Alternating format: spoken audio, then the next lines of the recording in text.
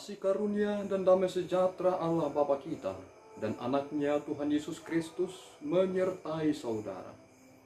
Amin. Shalom, saudara-saudari yang terkasih di dalam nama Tuhan Yesus Kristus. Senang bisa menyapa saudara di tempat saudara berada hari ini. Dalam dimensi yang berbeda, tetapi dalam dunia yang sama. Sebagai insan yang diciptakan untuk Tuhan, sebelum kita melakukan rangkaian aktivitas kita pada hari ini, marilah kita mengawalinya dengan mendengarkan firman Tuhan. Selamat pagi, Hamu Mang Dota Minang. Renungan kita di pagi hari ini terdapat dalam Kolose 1 ayat 19. Demikian, karena seluruh kepenuhan Allah berkenan diam di dalam Dia. Tuhan Yesus memberkati. Saudara-saudari yang terkasih di dalam nama Tuhan Yesus Kristus, mengapa ketuhanan Yesus Kristus sering sekali diperbincangkan dalam kehidupan kekinian? Ternyata salah satu acuan mengapa sering sekali memunculkan perdebatan adalah karena Yesus sendiri sudah menjadi pusat. Jika ada pusat perhatian, maka akan muncul perbincangan. Yesus yang datang ke dunia adalah penggenapan akan janji-janji Allah tentang konsep perdamaian di dalam darahnya yang kudus. Sehingga kita mengerti siapa Allah yang kita sembah.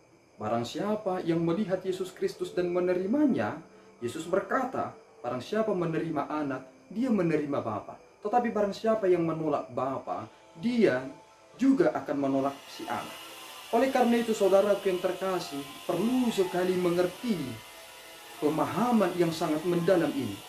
Itu mengapa Rasul Paulus menegaskan tentang prinsip yang jelas tentang keutamaan Kristus itu. Di dalam Kristuslah segala sesuatu dijadikan, ex nihilo, dari yang tidak ada menjadi ada.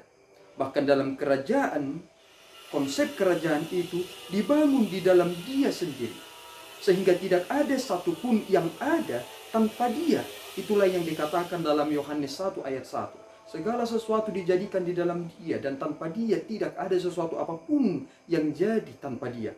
Karena Dia adalah Sang Firman itu. Sehingga Allah Bapa, Anak, dan Roh Kudus tidak bisa dipisahkan. Mengapa tidak bisa dipisahkan? Mungkinkah Allah pernah tidak berfirman? Jika Yesus adalah firman, mungkinkah Allah Bapa tanpa anak? Sehingga segala sesuatu secara substansial kita mengerti tentang hakikat. Hakikat Allah tidak dapat disamakan dengan pikiran manusia. Dan kini kita mengerti lewat renungan hari ini bahwa segala pemenuhan itu berkenan diam di dalam Dia. Apa yang kita nanti hari ini dalam peristiwa Natal adalah konsep tentang pemenuhan yang diberikan oleh Allah.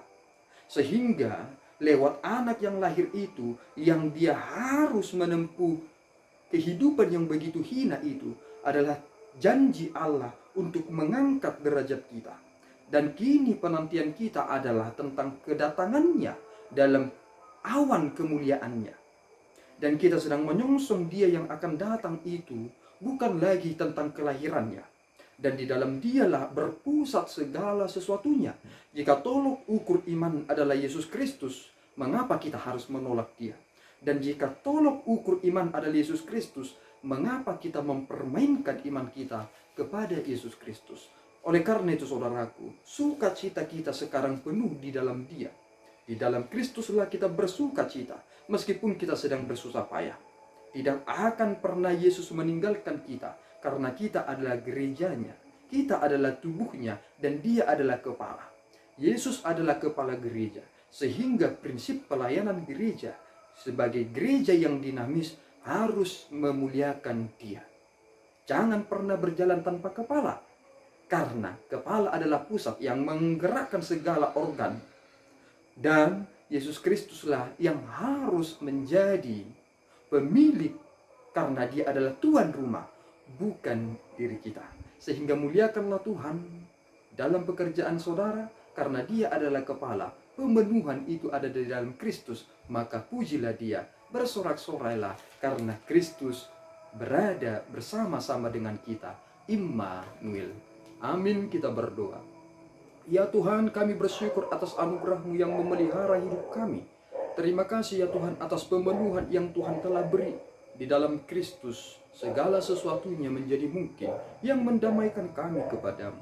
Berkati kami ya Tuhan untuk memelihara iman kami yang benar dan tegas itu, sehingga kami tidak melupakan hal-hal yang Tuhan telah lakukan bagi kami, perkara-perkara yang ajaib dan besar itu. Inilah kami ya Tuhan, kami serahkan hidup dan aktivitas kami ke dalam tangan-Mu. Dalam Kristus kami berdoa dan mengucap syukur. Anugerah Tuhan kita Yesus Kristus, kasih setia Allah Bapa, dan persekutuan Roh Kudus menyertai saudara. Amin. Tuhan Yesus memberkati.